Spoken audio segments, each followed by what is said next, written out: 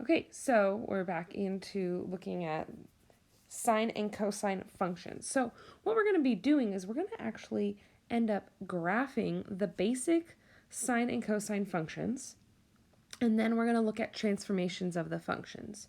So we're going to start easy and then build from there. But I want to bring to your attention, here's a table with sine and cosine. And we actually, in that last video, discussed this part right here.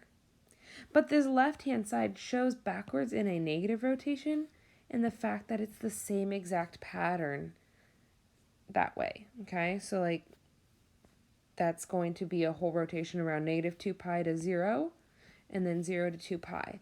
Those are 2 cycles, and we'd call that 2 periods. It's 2 full rotations of the pattern repeating. So this is important to have. Now, if you wrote the tables on the last one, I like them separate. This book tends to put them together, so I'm going to try my best to keep them separate because they are 2 different concepts in the sense that they have 2 different values at points. So you don't need to write down this table.